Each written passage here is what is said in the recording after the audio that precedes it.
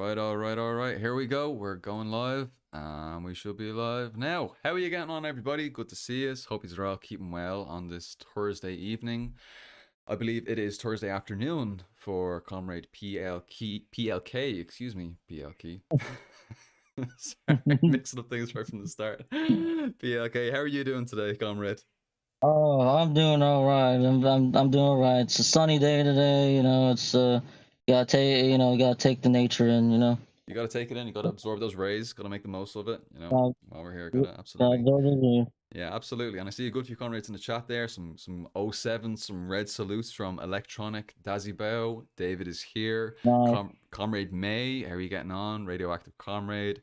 Jet Thompson Davidson. Rug 05 or UG 05. Shosuf Okonkovar, good to see you. Jess, how are you getting on? 1888 Sean, how are you? Good to see you. Who else we got there? Major Hydraulic. What else we got there? Let me see. We got a few more red salutes in the chat there. Let me just scroll up. This little live chat box is screwing me over. It's jumping out of place.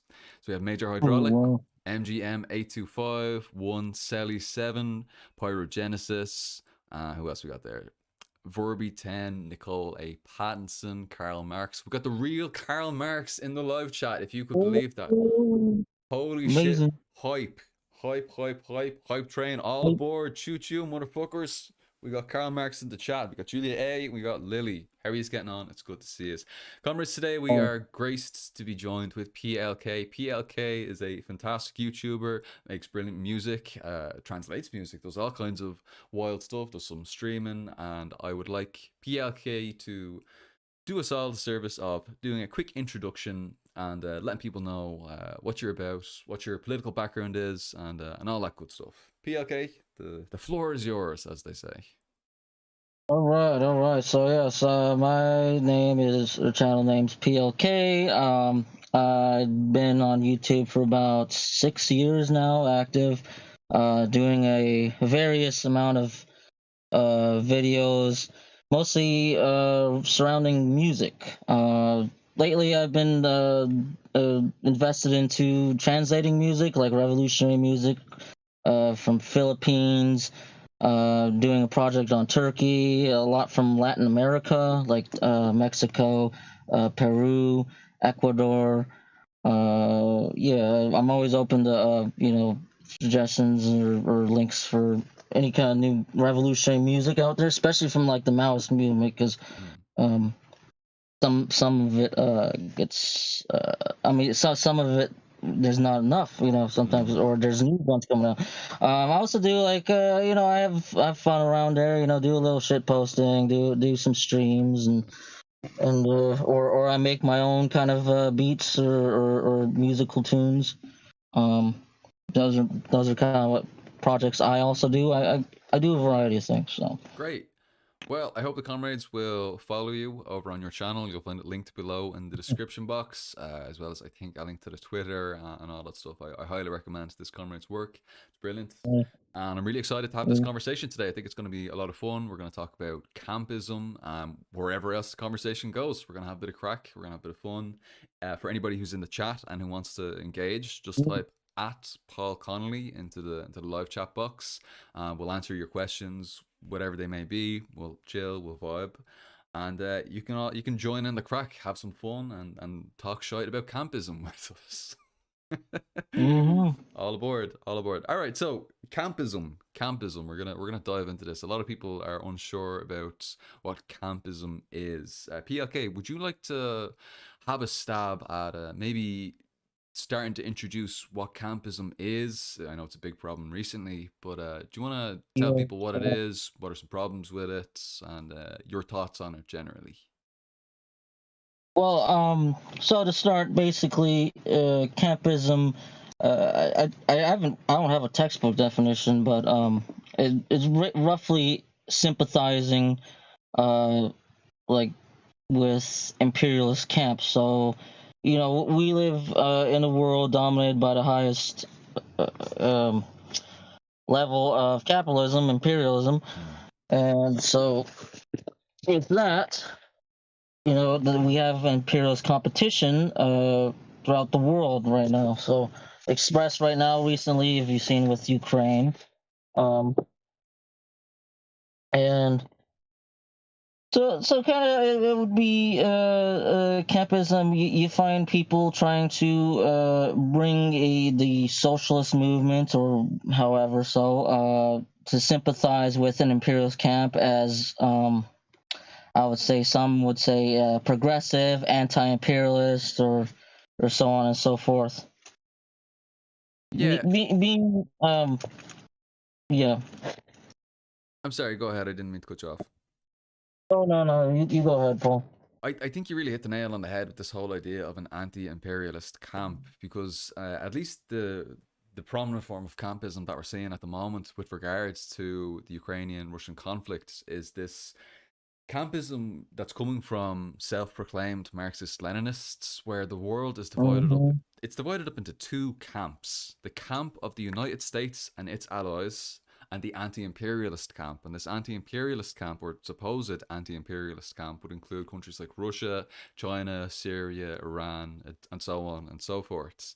Yeah. There are other forms of campism, right? So there are, of course, like, if for example, to focus more on the US as well, you've got like the campism, like liberal campism, where it's like vote blue no matter who. There's my camp and your camp, Yeah. the Republicans, the Democrats, Yeah. blah blah blah, whatever the confines of the liberal conservative Yeah. window, right? So that can be a form of campism, but we're mainly focusing on that Marxist-Leninist conception of campism, where you have the imperialists and the anti-imperialist worlds.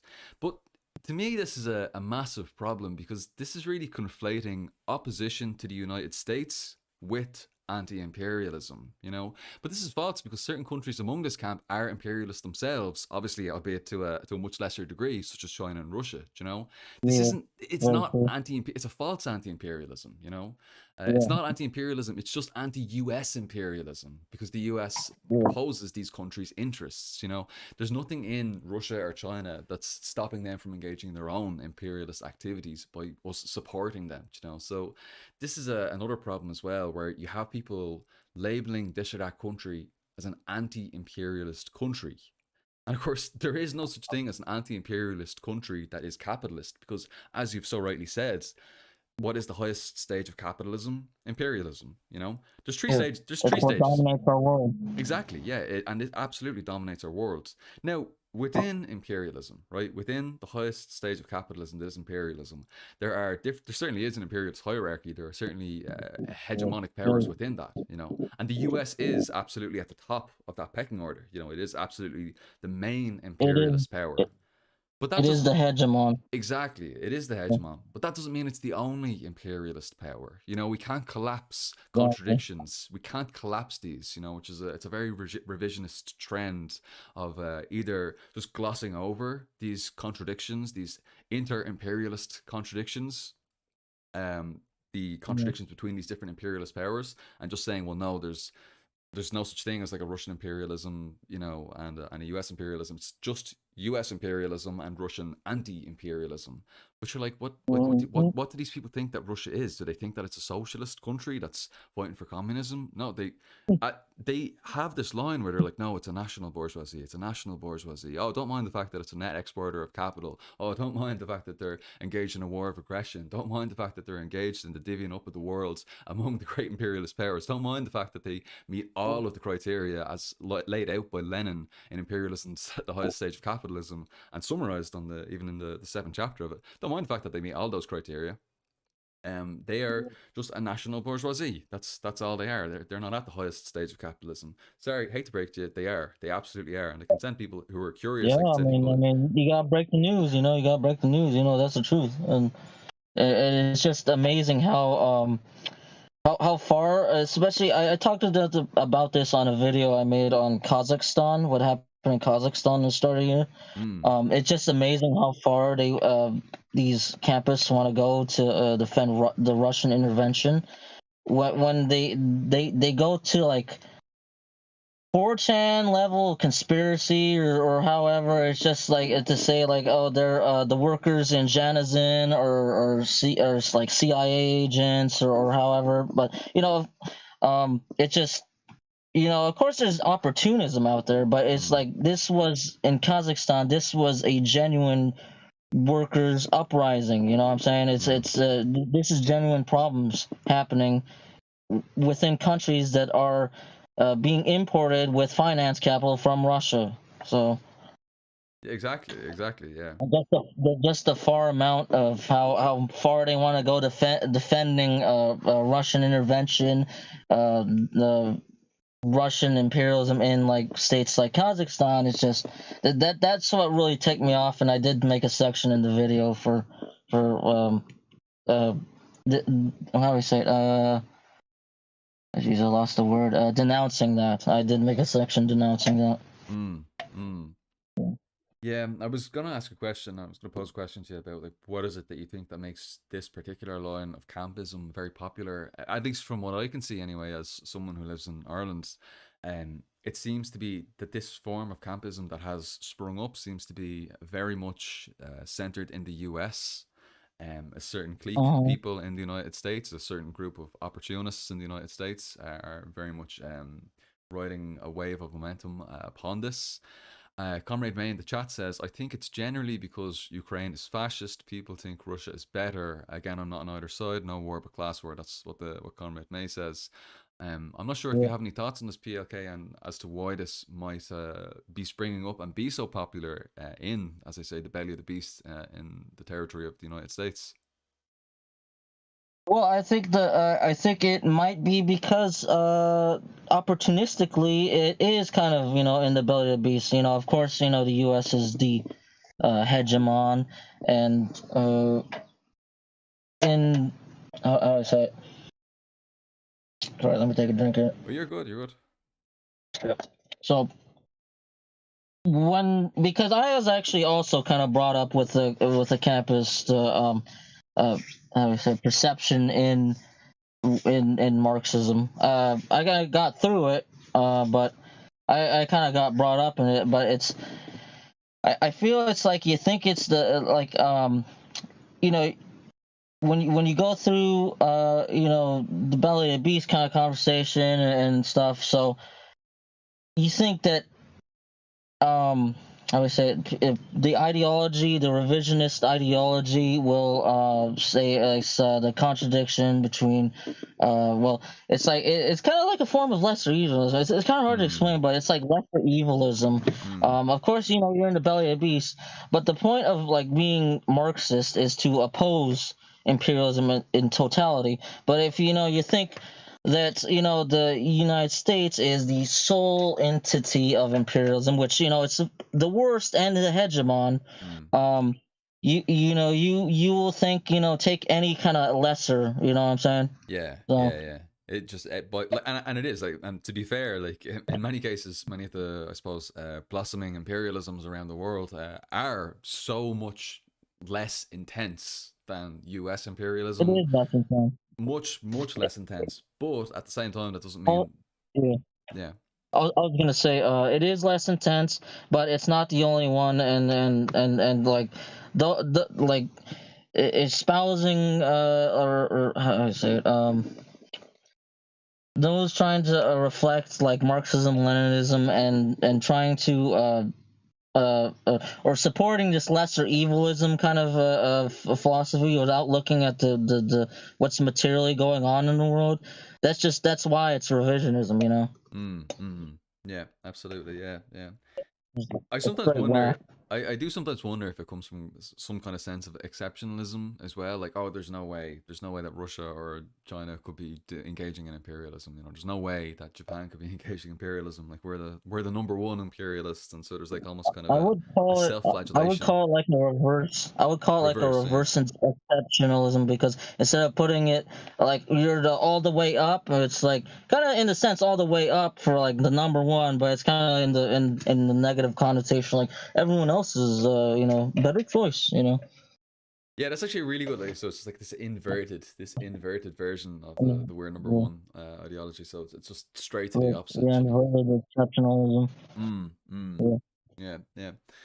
Um, and just to that point there, Ukraine is fascist. People think Russia's better. Again, I'm not on either side. No war, but class war. How do you feel about the statement that Ukraine is fascist? Would you agree or would you disagree with that? Um, I would generally agree. I do think like the government is fascist sympathetic. I'm not really too knowledgeable about the inner workings of Ukraine, Mm, so don't quote me as like an expert or anything. But I do generally think that if there's not fascists already in Ukraine, in the Ukrainian state, then certainly there's fascist sympathetic, especially now that's intensified with the Russian invasion. However, I want to state that mm, does not justify the Russian invasion of Ukraine. The agreed. whole thing of denazification, that's really just a myth, because if you actually look into like who founded Donetsk, the Donetsk People's Republic, Mm, they are actually, if you look into their history, they are actual Russian, like how do you say it, Russian chauvinists. They're near like far right fascists. mm. Inside the founders of the Nets People's Republic, they are fascists too. I think the first president was, or the first president was like a like a one in some pro Russian traditionalist party or something. Uh, It was like, yeah. party expressing major chauvinism, Mm. uh, the fascist tendencies, and yeah. It's a really tricky one because on the one half you do want to respect a people's right to self determination, but at the same time like there's no good side here, you know. Well, I'm not denying that. I'm not denying that, but it's just Yeah. that the whole thing about denazification, that this is a campaign against Nazis, that's Ah, not yeah. true. No, All right. that's the I'm not ideology. denying their I'm not denying their right of choice or anything, Mm. but the whole sloganeering towards denazification, that's not true. Okay. Yeah. There's bad apples on like happening on both sides. I would agree with that. I think that Both every sides of imperialist I would say the every imperialist action requires some kind of justifying ideology, and this is it. This is the ideology that's being used to justify the imperialist intervention. It would have been one thing, for example, for Russia to move into the Donbass region, as per requested by the two republics of Luhansk and Donetsk, but they didn't. They went beyond that, and they continue to go in there. And this whole idea of denazification is the ideology that's being used to justify that imperialist expansion. You know, and of course, this very well, much plays into Russian geopolitical interests and the Putinism and the expansion into Ukraine and the sort of attempt to continually annex more and more of it. But yeah, it's a complicated well, one, and Paul, yeah, sorry, go ahead. Paul, I will say the thing in Ukraine is certainly a competition. It's a standoff between imperialists, but Mm. it's also a standoff between compradors. Okay, like Yeah, we gotta talk about the comprador bourgeoisie too. absolutely. So And I would that's a argue big as thing in well. knowledge too. We have to talk about the comprador bourgeoisie too. That's right, yeah. And I would argue that that Ukraine is absolutely a bureaucratic comprador capitalist state. That's how I Yeah. would see it. I wouldn't see it as an imperialist state in and of itself. You could see it as a puppet or a comprador to Mm-hmm. Western imperialism, but it is a bureaucratic capitalist comprador state, and that's Yeah. generally how we should understand this. And this is where we can kind of get into the argument of understanding this as potentially a proxy war between different imperialist powers. You know, on one hand, like the NATO imperialists, and then on the other hand, yeah, Russia. You know, so that's where the whole inter-imperialist conflict really comes into it. Now, NATO's played some interesting cards in this, in that they've basically they haven't gone in militarily explicitly. They've been encouraging people from all across their own spheres of There's influence to been join. volunteers. There's been volunteers. They Mm, sent money. They sent guns. Like probably yeah, what, in the millions, billions range. yep. Um, and but they haven't gone like directly, and I don't think they're kind of just testing the ground with that. I don't think like they're being a bit hesitant on that to go directly. But people have been calling, like, I know especially in the United States, like you got the whole actors and bourgeoisie here uh, calling for a no-fly zone, and Mm, basically what the no-fly zone means is basically what they want is to establish a U.S. mandated area where Russian planes cannot enter, I don't know how they will define the area, but basically, if Russian planes go into there, or aircraft goes into there, they will immediately take them out or so. Which obviously, you're seeing that that's pretty much a pretext for starting a war. Mm-hmm.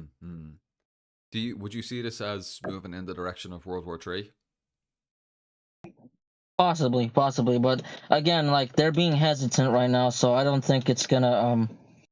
I kind of feel like it's being pushed, but they might not be ready yet or wanting to be in Ukraine. If I say not wanting to do a direct confrontation just yet. I think there's a few loose ends. Uh, there might be some more. We call it the competition. The overall competition. The lines have to be drawn a little more. I think that's what I've read, but the lines might have to be drawn a little bit more. But right now they're being hesitant.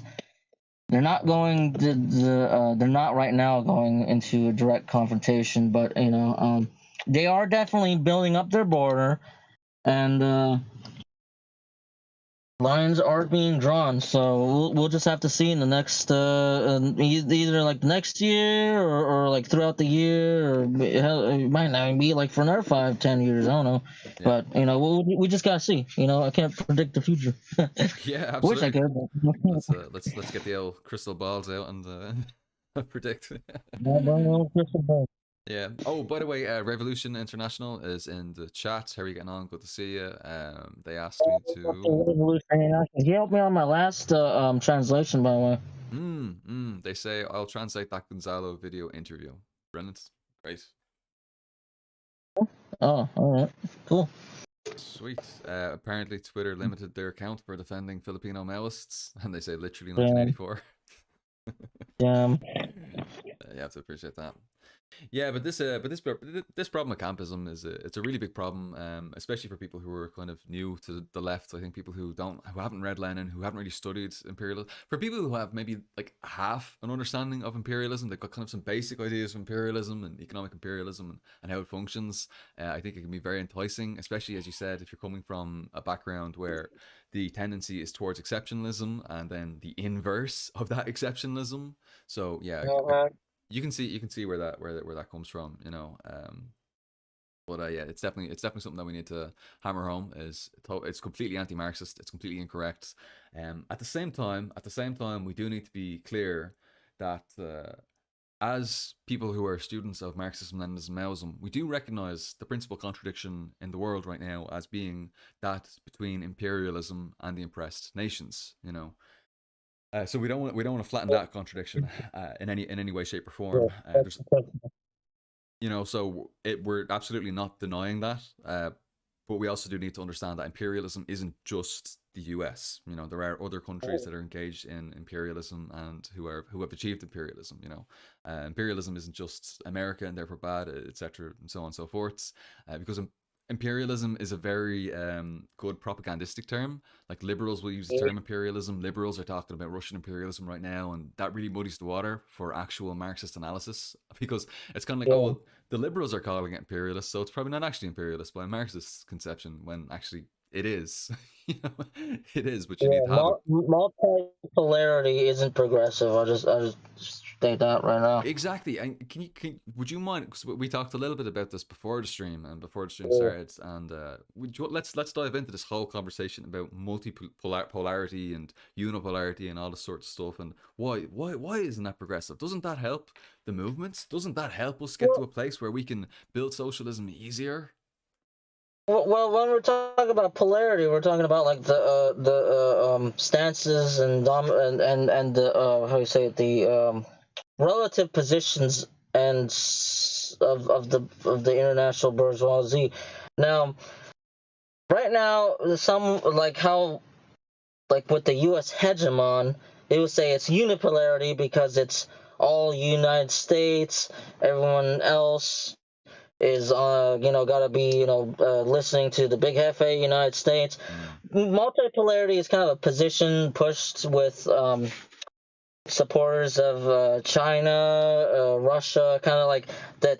oh, there's no hegemon that we're gonna have like multiple capitalist imperialist powers and such, that they're all on an equal footing. I think that would uh, count as I think that would be a definition. I'm not sure, but Mm, multipolarity definitely is more like um, portrayed as a progressive alternative to the United States hegemon's unipolarity. mm. I think that's how it goes.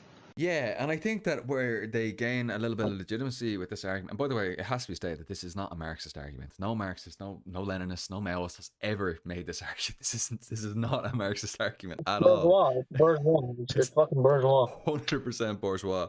But I think the grain of truth that they really cling on to is the fact that the CIA is responsible for overthrowing so many governments around the world, whereas Yeah. by comparison, countries like China or like Russia or Japan have done a lot less of that, significantly less of that, and so they think that Yes, that's that's going to true. continue. Though we gotta think, though we gotta think, like, what if the tables were turned? It's like, I mean, that's a bit speculative, but imperialism acts like how imperialism acts. So it's like, you gotta be real and materialist about it. Well, this is exactly it. I mean, this is the problem: is that people are ascribing a moral character to different imperialisms, right? They're ascribing a moral character to American imperialism, where they're Mhm. saying it's evil. That's the evil empire. It's the great Satan. And if another country was in the position of being the global hegemon, then that wouldn't be an issue. You wouldn't have Russia or China overthrowing these democratically elected governments in this or that country. That wouldn't happen, because they're the Yeah. good guys. They're the good, even if they are engaging in massive exports of capital or this or that or the other, they're the good guys. They're based Daddy Xi Jinping delivering Yeah, based socialism on to the world. ritual. Belt and Road 2050, baby. Moderate level of prosperity.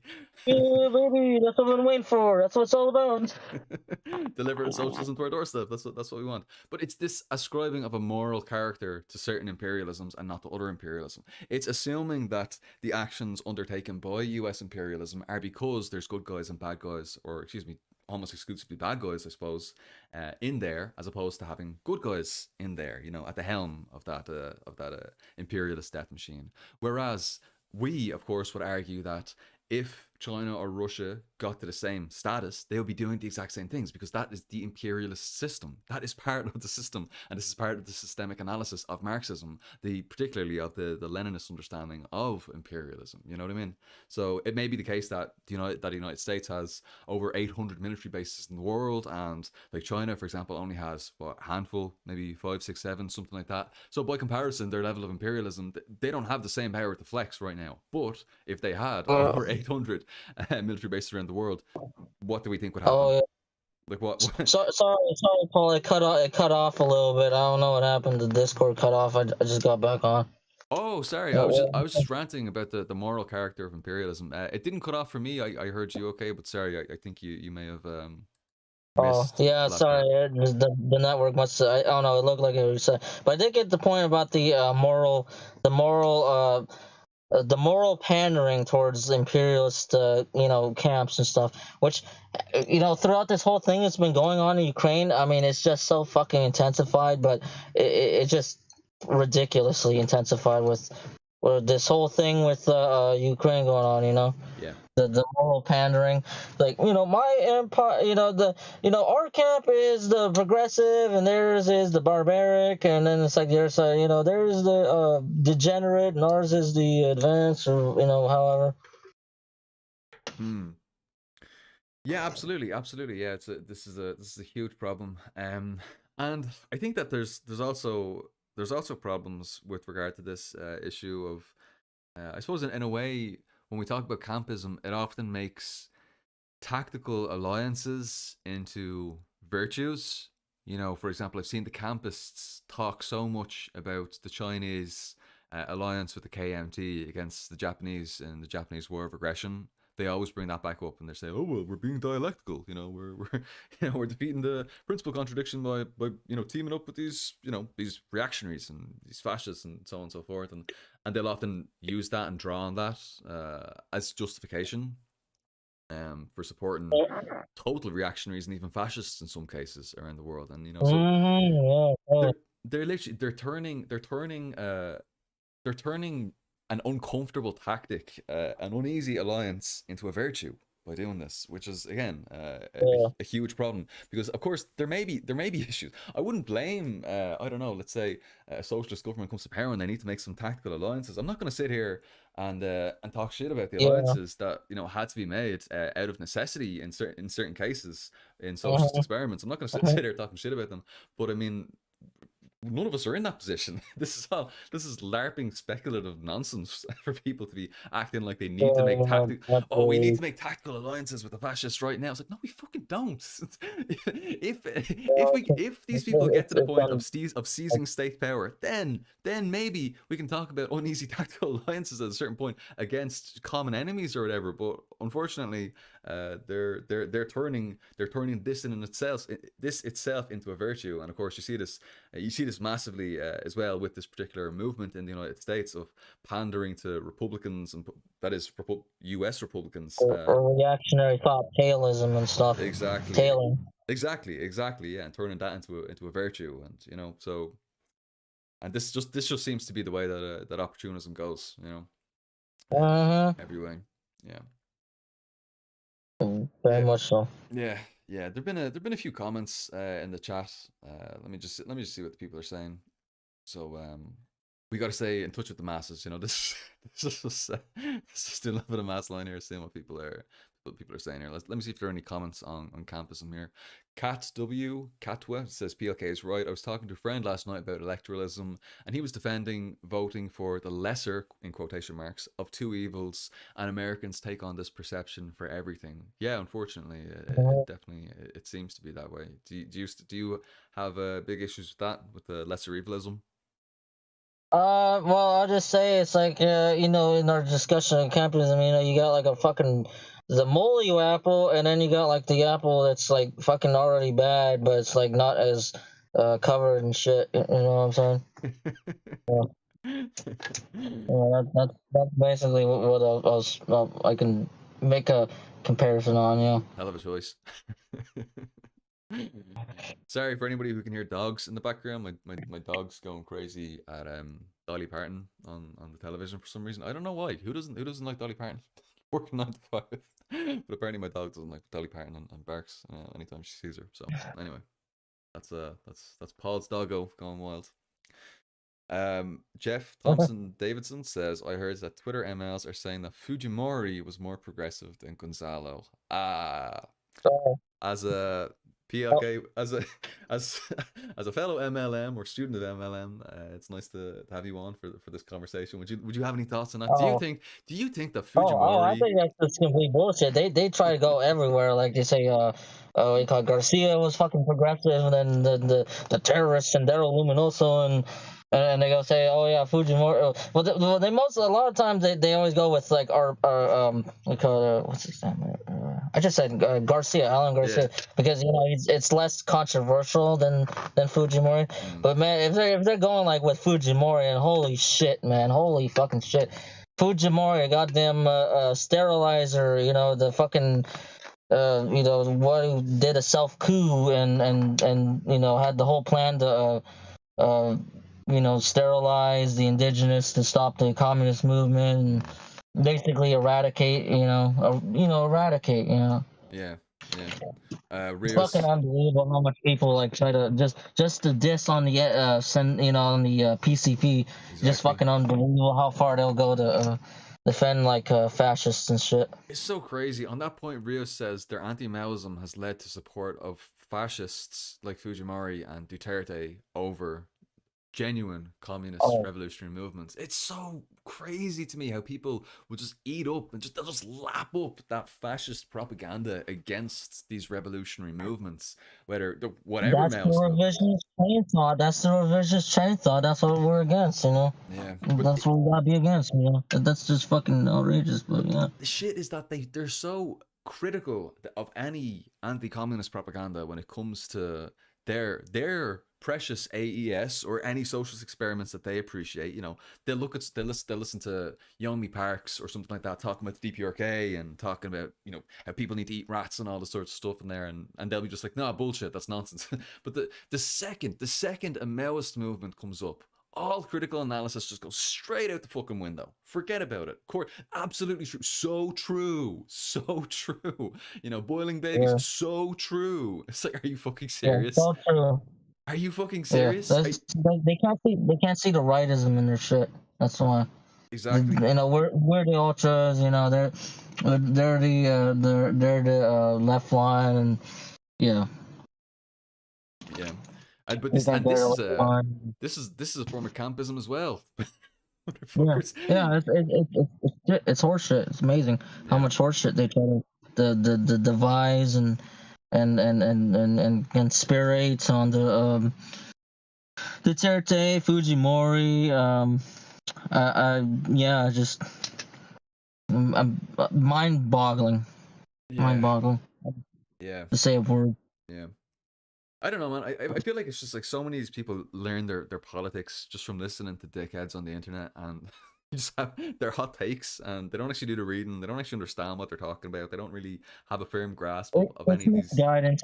It's largely misguidance Yeah. and apart from like and this is trickle I feel like this is kind of connected into like the revisionist orgs, especially in the United States, like PSL or like so and so, Mm. because that's it Yeah. literally like largely derives out of like misguidance from especially when you're when you're quote like a baby leftist and stuff. Yeah, I mean they largely dominate the internet sphere, um particularly so, because they that's just their shit, you know what I'm saying? Yeah. I love that on Twitter, where there are you'll have someone who'll tweet out something like, actually, maybe socialism isn't so bad. Million likes. 10,000 retweets. Everybody's Yeah, going crazy it's for it. basic shit, basic to mid-tier shit. Yeah. Just the basic, the mid tier shit gets so much love, but then you put out some serious like heavy analysis, and people are just like, you get absolutely Oh, nothing, because I don't know. I suppose people just aren't really there yet, especially if it's coming to like Marxist Leninist Maoist analysis, because that's not really as easily accessible, especially for someone who is a I baby think, leftist or who's new to this kind of things. And as well as that, like a lot of Marxist yeah, Leninist Maoists or students of Marxism Leninism Maoism have pretty much realized that it's not even worth engaging in many of these spaces, and have consequently kind of pulled I, out. I, You know. I yeah, I think it's partially because internet is a bourgeois heavy. I mean, it's bourgeois dominated. It means constructed by Yeah. bourgeois, but in its construction, it's effectively a bourgeois space. So revisionism being practically bourgeois, it um it will have these revisionist tendencies to sorry, I'm kind of like, well, I said No, I you're good. kind of got, but like I say, so the internet is constructed by bourgeois. It has this bourgeois culture. That's what I'm trying to say. It has this Mm. bourgeois culture with dominance, of course, and that's why these revisionist tendencies get so, so such an easy pass. These easy to mid tier takes and shit. But when you actually put a dialectical, analysis or take on something, you don't get that much, or you get shit that you're an ultra and stuff. So that's why don't rely on the internet to be the center ground. We have to be with Mm. the masses. We have to be in the real life. Because that's where it really counts. Yeah, absolutely, 100% agree with that. Yeah, Okay. there's a certain limited amount of education that can be provided, I suppose, really at that basic level with regard to the internet. But beyond Yes. that, I mean, you definitely can't, It, especially not it like, is a bourgeois space. We will not win on the nets of the web. We will win on the grounds of the fucking reality. Not I guess that's yeah, what I'll say. yeah, no, The ground of the working class. yeah, absolutely, we'll win on the streets. We're not going to win on We will the win on Twitter. the streets, not the net, not the webs. It is actually a difficult one, especially as people who are students of Marxism, Leninism, Maoism, because a lot of the kind of stuff that the arguments that we have to make with Marxism, Leninism, Maoism revolve around revolution and actual revolutionary activity, which is not something you can actually talk about, openly. Whereas Yeah, the being revisionists, sensible and shit. Yeah. yeah, I mean, you can't, you literally can't talk about these things, and but the revisionists can run rampant, and they can run rampant, and pull the pacifist lines and basically just get into liberal humanism and sort of Electoralism and shit. moralism, electoralism, hysteria over, hysteria over like the PCP and stuff like that. Meanwhile, not talking about anything that happened in, even like the Bolshevik Revolution, even the so-called atrocities that would have happened in there, which would have been very much on par with everything that happened in the Peruvian Revolution or in Vietnam or in any socialist experiment, in any of them. But we actually we're at an inherent disadvantage in these kinds of spaces. Just due to the limitations about what can be said before, well, Yeah. you're getting into legally dodgy territory, Yeah. Yeah, that's very true. Hey, Paul. I hope I don't want to disappoint you, but is it possible we could take an intervention? Yeah, sure. Or intermission? If you want to take, intermission. if you want to take a little I'm gonna intermission, take go a ahead. few minutes intermission. Yeah, sure. Just because.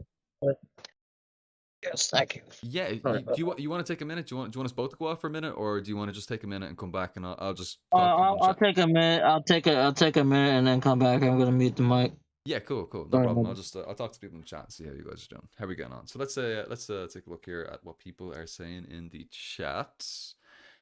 Despa says you can't make a revolution with white gloves except when Peruvians do it. What's this? Jesus fucking Christ, I understand that there was some excessive violence to PCP, but calling them the Khmer Rouge of Latin America is straight up offensive. Yeah, it's so ridiculous.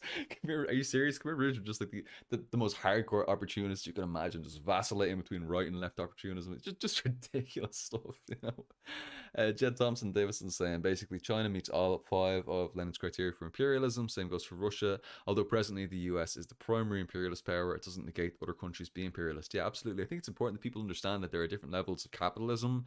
3 stages of capitalism are, of course, mercantile capitalism, industrial capitalism, and imperialist capitalism. And if we take a look at when these kind of emerge, we think about the Industrial Revolution is really when industrial capitalism takes over, and then imperialist capitalism becomes dominant in the world, basically between the 1880s and the about 1900s. The sort of turn of the century there, between the 1800s and the 1900s. And then at this period, from the 1900s onwards, the world is then divided into the imperialist powers and then the oppressed nations. The imperialist nations on one hand and the oppressed nations on the other hand. And, Lenin did some really good analyses of capitalism in the imperialist countries. There was some talk in imperialism, the high stage of capitalism, of, for example, semi-colonies and the colonies, the oppressed nations, and so on and so forth, at least the oppressed nation states. But it was really Mao who kind of gave us the understanding of the economies of the countries on the other side of imperialism, through bureaucrat capitalism. I'm not sure if I just said bureaucrat capitalism or if I said bureaucrat capitalism, but I think I mispronounced that in some way. Anyway, yeah, bureaucrat capitalism or imperialist capitalism. Which side is it on within that equation? Yeah. So let's see what some people are saying. Despot Paul, could you answer my question above? What question? Let me see if I can find a question. Did you at me? Do at Paul Connolly and put in your question and I'll answer. Let me see. Oh, let me see. Despa, not sure if this is the most appropriate question for this stream, but I'll go ahead. I'm confused and conflicted when it comes to China and Russia being imperialist or not. Continuing, I've heard that the argument that China and Russia aren't imperialist because they aren't dependent on super exploitation for the production and reproduction of their respective societies. Thoughts? Well, when we talk about this idea of super exploitation, that can sometimes be an emotive term. There is also a technical version of what that means. But we always need to look at how if we look at the 5 criteria of imperialism, the 3rd criteria, I believe, is that in imperialist countries, they become highly dependent on the export of capital. Both of these countries are net exporters of capital. Okay, so they're really heavily engaged in foreign direct investment, outward foreign direct investment. Okay, so they are net exporters. There are four other criteria beyond that. Including basically setting up international monopolist capitalist associations, and we can see this being developed with both those countries, China and Russia, in BRICS, BRICS. That's not to say every country involved in that is necessarily at that stage yet, but certainly Russia and China were. That is an international monopolist capitalist association. Taking part, the fifth criteria of imperialism is, of course, the division of the world among the great powers, the completion of the world, being divided up historically through colonialism, and now through what's sometimes called neo-colonialism, sometimes called semi-colonialism. But basically, they're dividing it up in terms of spheres of influence. And people who they can trade with, and so on and so forth. So, oh, hey PLK, how are you getting on? We're just talking a little bit about the question of whether or not Russia and China are imperialists. The comrade in the chat asks, I'm not really sure if China and Russia are imperialist because they aren't dependent on super exploitation for the production and reproduction of their respective societies. And I would argue that they are absolutely dependent on the They exploitation. definitely are. Yeah, no, They because definitely are. I mean, if you look at like definitely Africa, like with China. I mean, I would say definitely with Africa and China, they're moving in more into like Latin America, but there is definitely super exploitation connected. Russia, it's a bit hard with Russia because it's not. I would say people don't really. It's not really well known, but like Kazakhstan, what happened with Kazakhstan kind of exposes more of that kind of hidden, or at least not well known, super exploitation. I would say. mm, yeah, no, you can definitely see it. It's not as strong. Some of the stronger parts of Russia is that one of the, I suppose, the signifying one of the hints of its imperialism is the fact that it Uh-huh. still is a military superpower, which is something that China is at a lesser point when it comes to imperialism. China, it's much stronger economically. It's much more of an economic imperialist power, whereas with Russia there's a lot more militarism there, or the potentiality for militarism Yeah, there. there's more militarism in the imperialist expression of Russia than you say China, because China is more as like you said, negotiative, economic in its basic form. But yeah. Yeah. But so, like, if we just go through the five characteristics of imperialism, that Lenin laid out in Imperialism, the Highest Stage of Capitalism. The first one is that monopolies, the concentration of production and capital into fewer and fewer hands has developed such a high stage that it creates these monopolies, and these play a decisive role in economic life. Yeah, well, absolutely. I mean, there's 100%. I mean, if you look at the Chinese state, the composition of the Mhm. Chinese state is the alliance between the bureaucrat monopoly capitalists and private monopoly capital, and they're merged to the point Mhm. where you can't even tell the difference. For example, Yeah, Jack Ma being a part of the Communist Party Jack of Ma. China and arguing for the reform. I mean, like, the financial oligarchs are merged with the state. And so they have these. Yes. Okay, and then people say the argument, okay, well, there's anti-monopoly laws. There's anti-monopoly laws, antitrust laws in the United States. That doesn't mean it's not imperialist power. And Oh, furthermore, mhm. furthermore, these often only preclude private monopolies. They don't preclude state monopolies. And if you have a capitalist state Mhm. that is engaged in state monopolies, then so you still have these monopolies playing a decisive role in the economic life. The next criteria, of course, is the merging of banking and industrial capital, creating finance capital, and on the basis of this, financial oligarchy. Yeah, absolutely. I mean, basically, every country has finance capital in it. Depends whether or not it's native finance capital is a big question, because, of course, there's a lot of finance capital in all of the exploited countries in the world as well, in bureaucrat capitalist countries. But the point is that that's finance capital from abroad. So, for example, there's so much finance capital in Ireland that comes from America and that comes from Britain. And even when that does get exported abroad, that's still coming from British finance capital from London. That's still actually getting people taking out loans from London, passing through Dublin, and then going all around the world. You know what I mean? So, if you Yeah. where you have foreign direct investments, that's what we're talking about. We're talking about the use of finance capital, and which feeds into the third characteristic of imperialism, which is the export of capital Yeah. as distinguished from the export of commodities, acquiring exceptional importance. And so, for example, in earlier capitalism, it was more about it trading commodities. At this stage, we get to exporting capital. So you're buying up mines in different countries and so on and so forth. And this is where, as you said, China's buying up all these mines in Africa, and you can see all the sort of stuff. Yeah. It could just be as simple as opening businesses in different countries. It could be, buying up reserves, foreign reserves, things like that. Do you know what I mean? Like these are all different forms Yeah. of the export of capital, and all countries Yeah. participate in this to some degree or another. With regard to this point, the export of capital taking on exceptional importance, the most important factor is whether or not it's a net exporter of capital or a net importer of capital, and Mhm. that's usually a pretty good signifier of whether or not it's an imperialist country or whether it's an oppressed nation, a bureaucrat capitalist country. So that's usually the decisive factor. It's not always going to be true, because sometimes in recession a country that is an imperialist power might actually end up being a net importer, so it can be a little bit more complicated.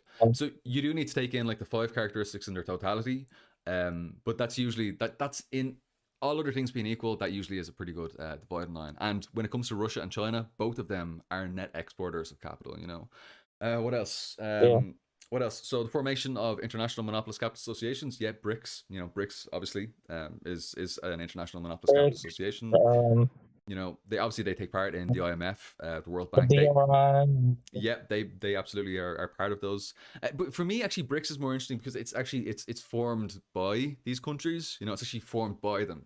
So that's You're right. Yeah. it's it's it's It it's works. it's signifying it's its own kind of imperialist power that's developing, and again, it's emerging as well. And I wouldn't necessarily call every country involved in that imperialist either. I'd be very hesitant to talk about, for example, like India or Brazil as being imperialist powers. I would say that they're still primarily the dominant aspect. They're primarily comprador. Yeah, exactly. I would say so. I would say that they're primarily oppressed rather than primarily Yeah. oppressor. And then, of course, there's the territorial division of the world among big capitalist powers, which, of course, but I mean, just if you look, Russia, that's what Russia's doing right now.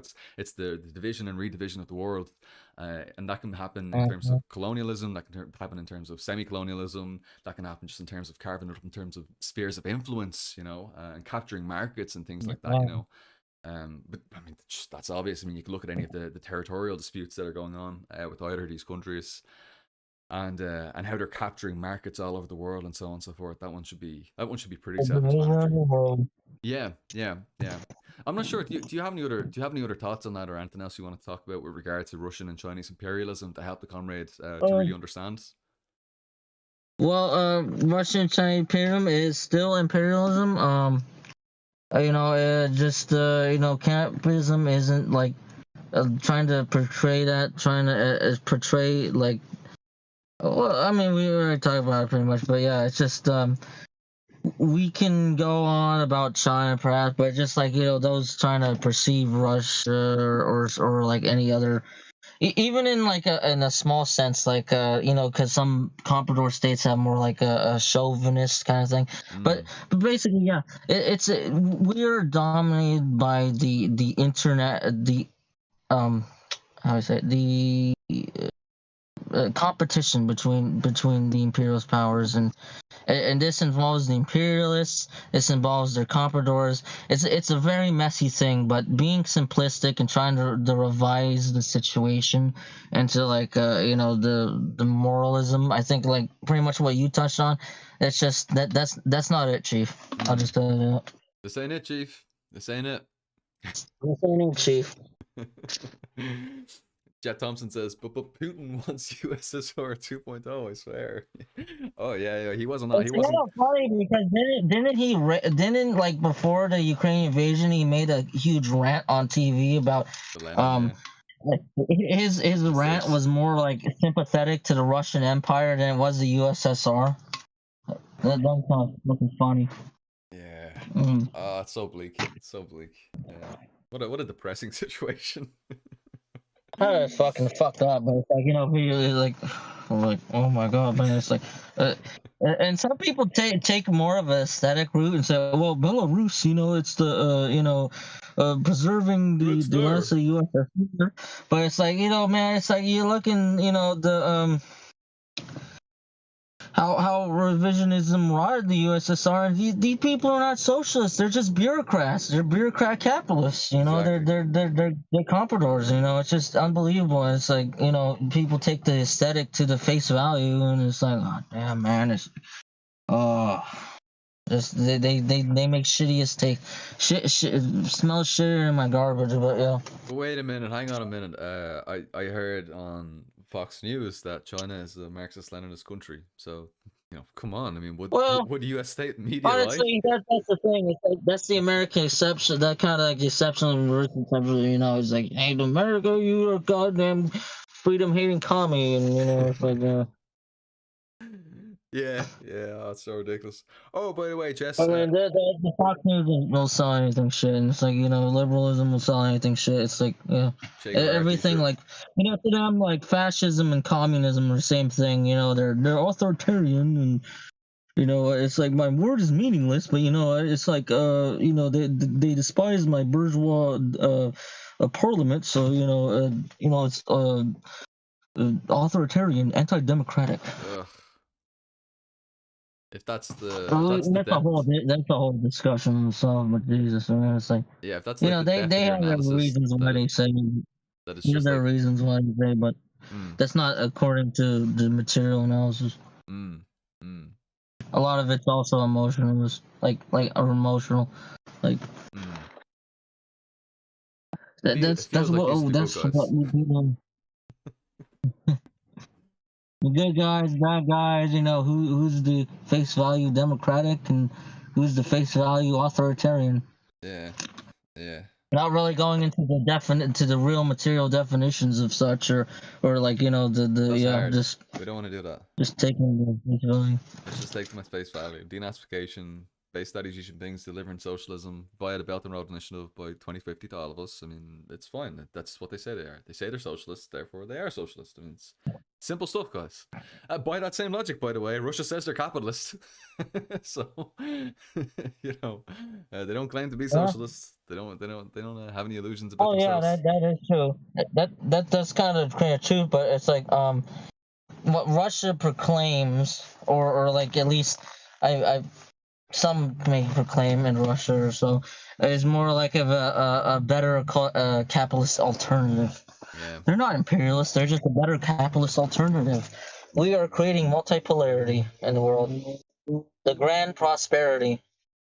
It's like, what do they think that this better capitalist alternative is? This is akin to like libertarians who just want like a freer capitalism. Like they want a free capitalism. They just want good old fashioned competition back. That's all they want. We just gotta wind back the clock prior to monopolies, and that definitely won't give way to monopolies again. That there's no way that's going to happen. There's no way that capital is going to concentrate into fewer and fewer hands, and a large number of small companies is going to turn into a small number of large companies who are going to form cartels and syndicates, and start to set price rules and do all that. There's no way that's going to happen again. There's no way the small companies are going to get strangled out of the market by the big guys. That's just not going to happen.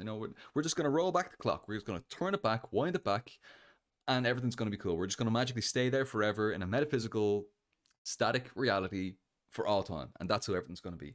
That's basically what they're fucking saying. Well, actually, I would say it's more or less. Well, maybe I don't know about you, but I perceive it more or less as more as presenting the alternative. The alternative capitalism, the multipolarity, it will be easier to have socialist expansion, which by socialist I mean like the Chinese social imperialist expansion, basically across the world, which is pretty much how how it's presented, how the BRI is pretty much presented. I feel that's like how the train of thought it goes. Yeah, and there's this idea that it's like it's going to be much easier. It's going to be way, way, way easier to do revolution when China is the unipolar leader of the world, or something like that. And it's like, or if there's like a multipolar capitalist world, I think that might be more akin. It doesn't have to be just China, but just a multipolar capitalist world. China's a bit of the tricky subject. If you don't, for those that might not perceive it as a social imperialist power, but when you're including Russia and other kind of smaller comprador states that kind of express, like I don't know, I'm thinking like maybe perhaps Turkey. Turkey's a good example, but I don't know. It's hard to explain, but it's basically like multipolarity will bring the BRI socialist expansion and create a better world and improve capitalism towards the socialist stage and whatnot. Mm.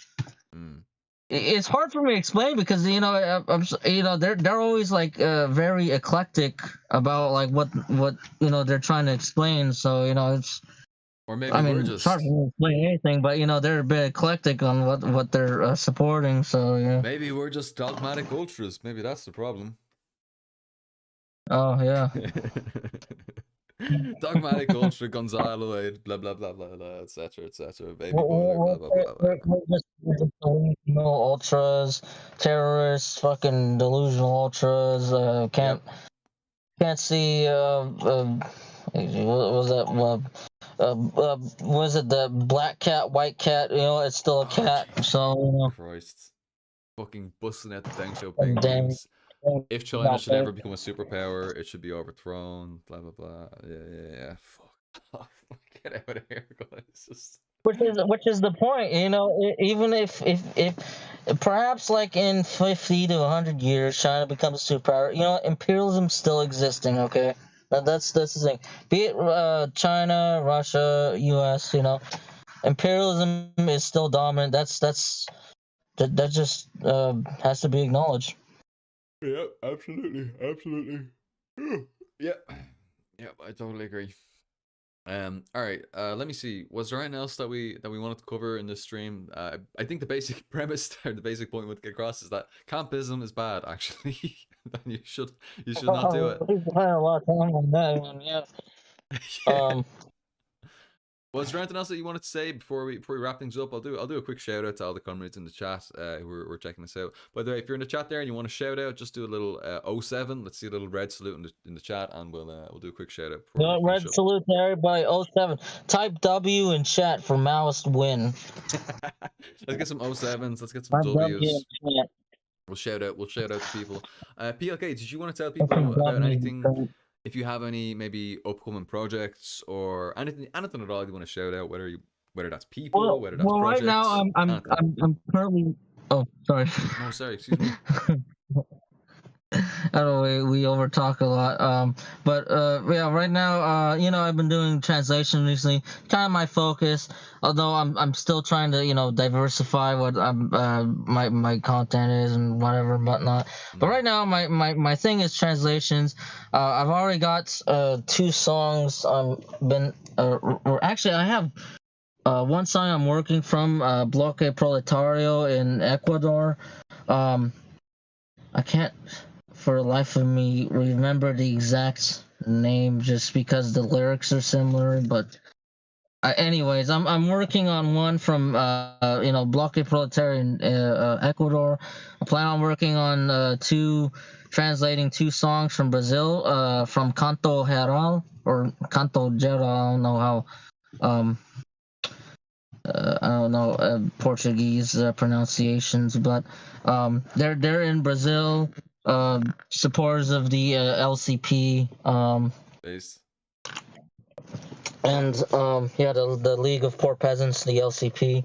So I'm planning on translating those 2 songs. I don't know if I might take a break after between those, but I am planning to cover all 3 of those. But if anybody has any song, any kind of music from like Peru that I have not found, or like, because anything from Peru is like freaking like gold behind, because how much censorship and just lack of resources for like trying to posting music of that. That's like pretty much a goal of mine. But like I'm also including anything from Turkey, Philippines, anything that's a banger from Philippines, Turkey, what is your place?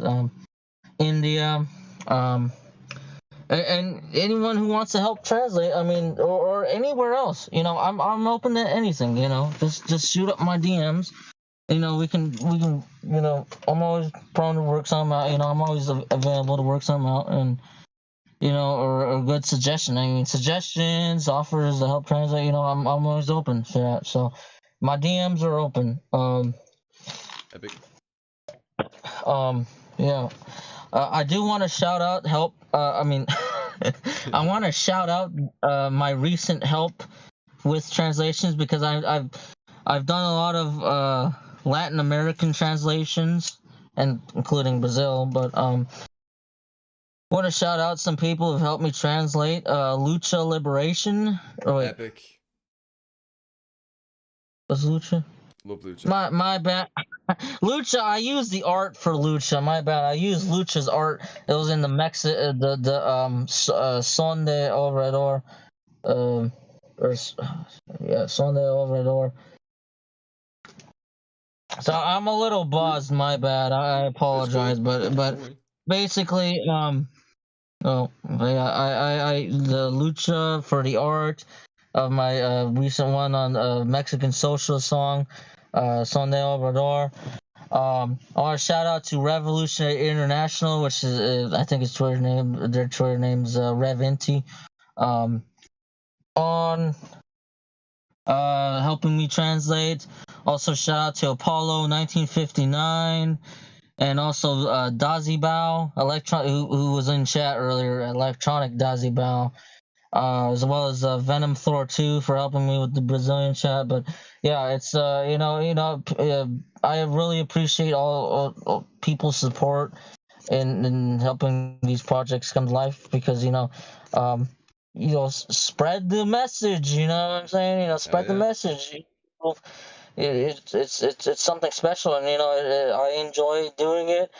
Um, when I get my time to do it, yeah, I enjoy doing it. I appreciate the love that people give me. When I post these and they're pretty good. It's like Philippines, Turkey. Well, sadly, my Turkey one got banned, which hopefully I'll just repost without any consequences. But Peru, Ecuador, Ecuador, Mexico, and long live the Maoist movements developing in there and are active, to victory. Fucking yes. Absolutely. And absolutely Hasta to la the SCP. victoria, güey. Absolutely. Absolutely. People's words of communism. Hell yeah. All right, let me do a quick shout out before we fully wrap things up here. And thank you very much, PLK, for coming on. It's been a lot of fun. It's been a really, hopefully, informative and educational Yeah. conversation. Yeah, I've enjoyed it a lot, and I hope that the audience Well, has as well. I think I'm that glad I'm there's coming out. I'm glad I'm for coming out, and I'm glad y'all enjoy it. great. That's cool. I think there's a little bit of a lag. You were mentioning that we speak over each other, and I think that that's probably a lag issue with regard to No, the I think intro and that's stuff. just more of me issue because I try to maybe it's lag, but partial. I just I I know how it is. It's all good. Don't worry don't about know. it. You go on and give the shout outs and yeah. Yeah, let me do Go a on quick from shout out there. and then before we fully wrap things up. Jess, by the way, Jess says Yep. the Peace Report has a recent video, Imperialism After Lenin, that y'all might enjoy on the topic as well. Yeah, I watched that video, Imperialism After Lenin. It's very, very good. Go give some love to the Peace Report. Their channel has rebooted and is back in action and better than ever with Nice, insanely good nice. visuals. It's epic. It's really fucking good, and it's a really solid analysis as well of imperialism today, which because there is a bit of a bridge. There's especially post Second World War. I mean, imperialism has changed a bit, particularly with regard to colonialism and stuff like that. So I think it's very, very important to understand how imperialism functions today, and I think that the comrade over at the Peace Report has done a very, very good job of helping us to understand it today. I didn't want to dox. I almost doxed and used the comrade's name, but we're not doing that. So yeah, check that out. Check out Imperialism After Lenin. I totally agree with that. I think it's absolutely brilliant. Let's do a quick shout out to the comrades in the chat here. I see Marxism, Arism, Rohan, Reus, Despa, Jet Thompson, Davison, W07, by the way. So we got our Maoist win and we got the red salute. Love to see it. Marxist Nepali, Nice. hell yeah. Anarcho Stalinist, Rug 05, Rios. Both of these guys have W's, so some more Maoist wins. Maoists keep winning. Can't help it. Julia A. Julia A. Got a red salutes. Marxist Maoism. Red salutes. Rogo 507. Anyone, whatever. M for Marxist win. But of course, our comrade knows that Maoism is, of course, Marxism today. Marxism, which gives rise to Marxism Leninism, which gives rise to Marxism Leninism Maoism. And the 21st century. Lily as an 07. Jess 07. Red salute. No war. But class war, baby. Fuck yeah. Love it. And of course, anyone, whatever, also comes in and says no war but class war. Love it. Marxist Nepali. Marxist Nepali has a question for you. Can you try and do some Nepali revolutionary music? Well, I can. The thing is, I just need help with translation because I would have to I'm not, again, I'm not a native speaker. Spanish I'm more close to, but like I'm not a native speaker. But you know, if you're offered to help or got resources to help, you know, I'm all in. Yeah, I'm good with that. Yeah. Sweet. Get into those DMs. Sneak into those DMs. Getting Send them a them message. DMs open. I got them DMs open. Yeah, hit me up. Don't be shy. Cool. All right. Thank you, Marxist Nepali. Joseph Okonkobar says up the 1919 Republic. Absolutely, up the 1919 Republic and down with the counter revolution from 1921, 1922, and up to today. Especially this weekend coming up, there's going to be a lot of commemorations for the Easter Rising. And yeah, long live the Irish Republic. Anna Costalis says up hell yeah, and of course Anna Costalis also says up the LCP, and I'd say up the LCP and also up the reconstitution of the Brazilian Communist Party, the PCP, the Partido Comunista. Oh yeah, you hear that news? Yeah, fucking yeah. up there. Even their, you know, long live their reconstitution. Yeah, I'm very excited about the Brazilian Revolution. I think there's going to be a lot of potential there. You know, it's very exciting. Very exciting to follow. They're putting the work in. They're throwing it down. They absolutely are. Yeah, absolutely. There's a shining beacon for all of us to look to. Revolution International jumped in and says hi. So, hey, Reverend. Hey, how are you? Good to see you. God of Spaghetti says bought a new lighter so I can smoke this joint in the name of the working class. Red salute. Keaton. We got a red salute from Keaton. Keaton is a very good channel. Everybody, please go subscribe to Keaton, a new Marxist, Leninist, Maoist YouTuber doing an MLM 101 course at the moment. A lot of really, really good stuff there. I'd recommend checking that out. I've checked out quite a number of those videos and I've been really impressed and I've really, really enjoyed them. So go ahead and subscribe to Keaton, Keaton. So maybe just go into YouTube and type in Keaton, Marxism, Leninism, Maoism, and the channel should show up. You'll find some really good stuff there, some really useful stuff. Yeah. Marxism, Maoism has a red salute. Despa has a red salute. They've also asked. Red Phoenix Punk says, I'm back, had to go for a bit. Good to see you. And I see a red salute there from Red Phoenix Punk below as well. Despa says, red salute. Despa says, could I possibly DM you a thing regarding the existence or non-existence of imperialism of China? Red salute. Yeah, of course. Yeah, just send me a little message on either on I'm sure PLK is open to it as well, but if you want to send me a message, by all means. Is that you? I was confused. Who was he being directed to? Probably both of us. We were both talking about this, so it's probably open to both of us. But yeah, I mean, just send a little message if you want to send a message on Twitter or on Instagram or whatever. We can hash it out. We can talk about it, and then, you know, we can dive into it some more. I can send on some sources and resources to, you know, to back up the stuff I'm saying, because obviously, like, we've been just kind of just saying stuff, you know, but it's important actually to look at the sources and to look at the stats and to really understand what underlies what's been said. And yeah, I'd be more than happy to hash it out with you. So yeah, go ahead and send me a little message or send PLK a little message. You can probably reach out to us on Twitter or on Instagram. If I'm not following you back on Twitter, just do like an just do like at Marxist Paul and just some comment or something like that, and then I'll follow you back, and then we can hash it out in the DMs. Who else we got there? You see Electronic Dazibel. I think that's your pal. Ozerum. Yeah, Dazibel. Hey, Dazibel. Love it. Red Phoenix Punk, Ozerum, Balsam. We got 4 red salutes. Count them, 4. We got that. And yeah, and Joseph Conquer has a message retracted, but I'm sure it's good stuff there. And Despa says, I don't have Twitter, I got banned. Well, Instagram maybe. If you have Instagram, you can get in touch there. I'm pretty much all social media. Do you guys have like a Discord or a Facebook or something? I have yeah, I've got a Discord. Let me put a little link to the Discord. Give me one sec. Yeah, I got my Insta linked on YouTube, so if you try to look for my Insta in case you're banned on Twitter or whatever, just look up the. Oh yeah, that's a good idea. Oh wait, can you still hear me? Huh? Can you still hear me? What's up? Yeah, I can hear you. What's Oh, up? you can hear me. Okay, I was just checking. I heard a weird sounds on Discord, so I was worried that was. Hello? Can you hear me? Yeah, I can hear you. What's up? Oh, okay. The Discord seems to be acting a little bit funky at the moment. It always does that. Honestly, it's Discord. You know, It's Discord. All right, let me see if I can. Let me see if I can do it's this. the internet. It's everything that's wonky. Damn internets be messing us up. Give me 1 second here. The internet. Let me just send a little link to my Discord server and to the chat. Give me 1 second. All right, there's a link to the Discord in the chat. So yeah, anyone who wants to jump on, just click that and you can jump on, have a chat. We can talk about stuff a little bit more. Yeah. Yeah. Oh, Shosov said, "Wear your Easter lily, comrades." Absolutely, salute and support our patriot dead, the people who've died for the Irish Republic of 1919. Salute to the Irish Republic and its martyrs.